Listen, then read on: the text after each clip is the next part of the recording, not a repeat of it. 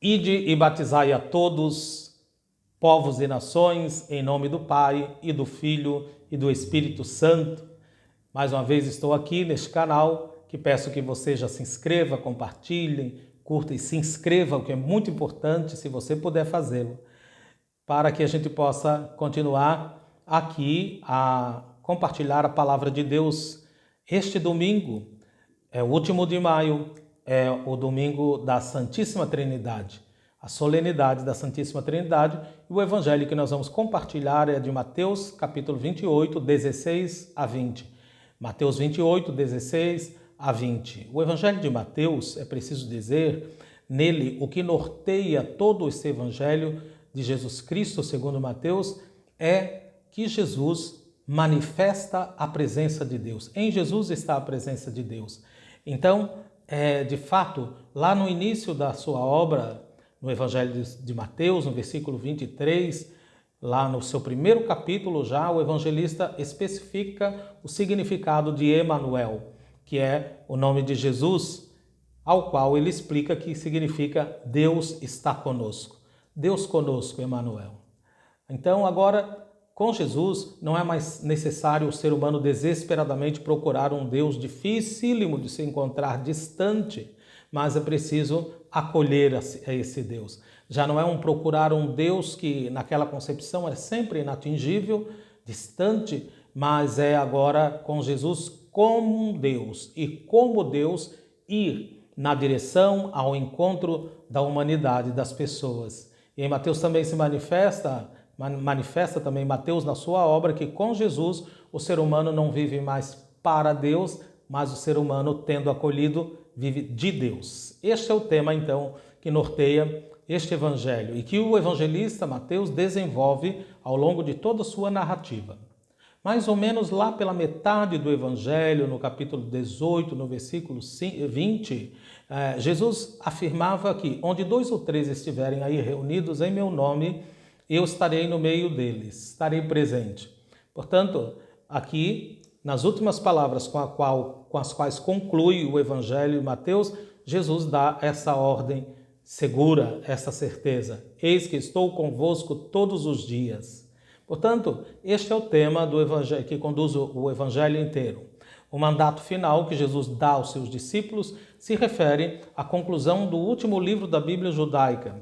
E Mateus abre a sua obra, então, fazendo uma referência a esse primeiro livro da Bíblia judaica, que é o livro do Gênesis, o livro das origens. Essa referência para Mateus se dá quando ele escreve as origens de Jesus e depois, quando ele conclui, faz referência, então, ao último livro da Bíblia judaica, que é o segundo livro das Crônicas, onde Ciro, o rei da Pérsia, permite aos judeus retornarem à sua terra para construírem o templo e a vida nacional. Então, as últimas palavras de Jesus são estas: ide e fazei.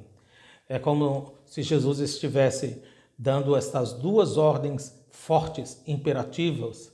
Transmite esta ordem: ide e fazei, discípulos meus, todos os povos, que são as pessoas, as nações pagãs, batizando-as em nome do Pai e do Filho e do Espírito Santo.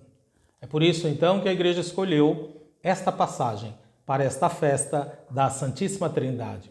A indicação de Jesus, então, ide e fazei, batizando-os, não é uma indicação litúrgica, não. Não se trata disso, porque a liturgia do batismo vem depois. Primeiro Jesus diz, ide, fazei discípulos. Portanto, Jesus não pretendia ensinar os seus discípulos a realizar um rito litúrgico de batismo.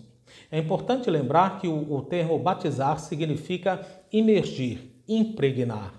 Então, Jesus não manda os seus discípulos para irem ensinarem uma doutrina sobre Deus, mas os envia para fazerem uma experiência profunda sobre esse Pai. E diz a ele que toda pessoa, portanto, todos os povos que encontrarem, os discípulos devem imergir, impregnar em nome.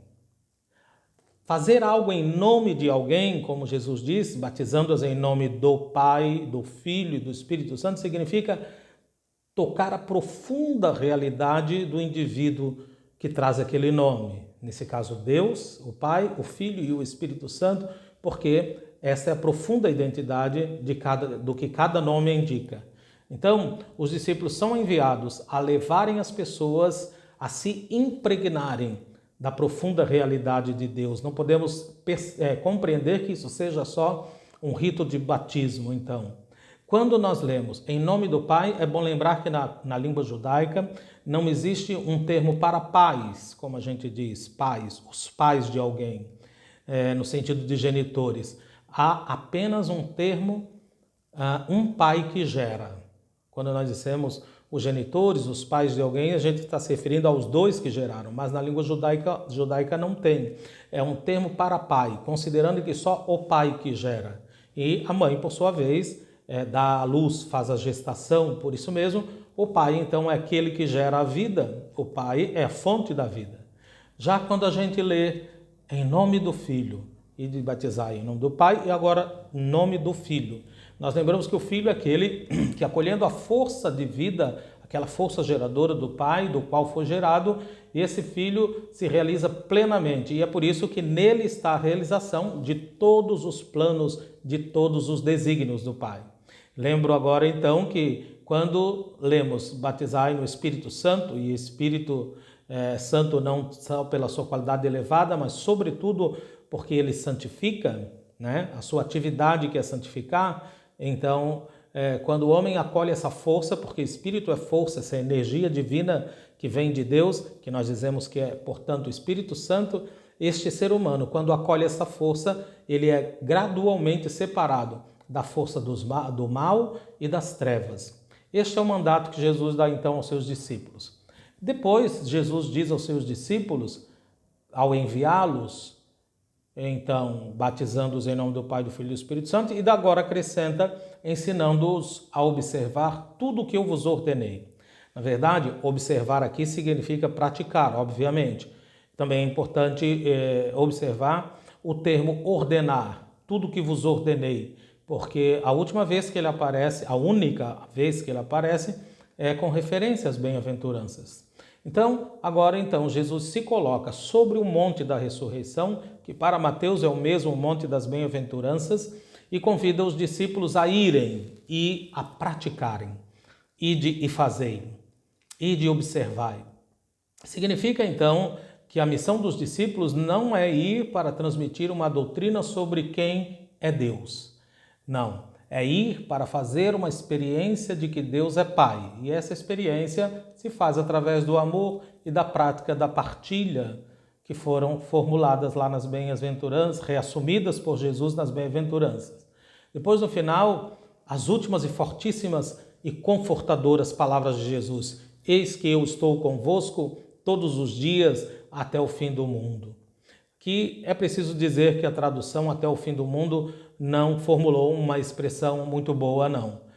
Então, muito melhor outra tradução, quando se lia, estou convosco todos os dias, até que este tempo se cumpra. Por quê? Porque o evangelista não está dando um prazo da presença de Jesus que acompanhará os seus, não. Ele está falando da qualidade desta presença.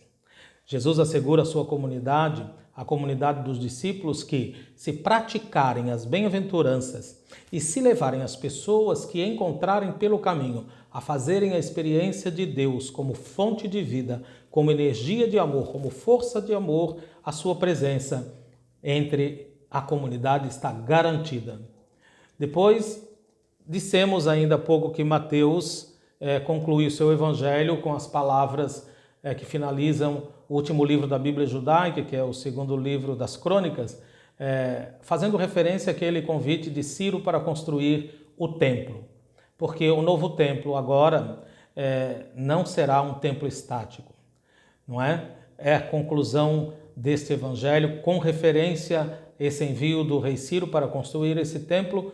Não significa que a comunidade de Jesus será um templo estático, mas é a comunidade cristã, os seguidores de Jesus, que será agora o único e verdadeiro santuário do qual se irradia o amor de Deus, do qual se irradia a misericórdia, a compaixão e a ternura de Deus. Um grande abraço em nome do Pai, e do Filho e do Espírito Santo.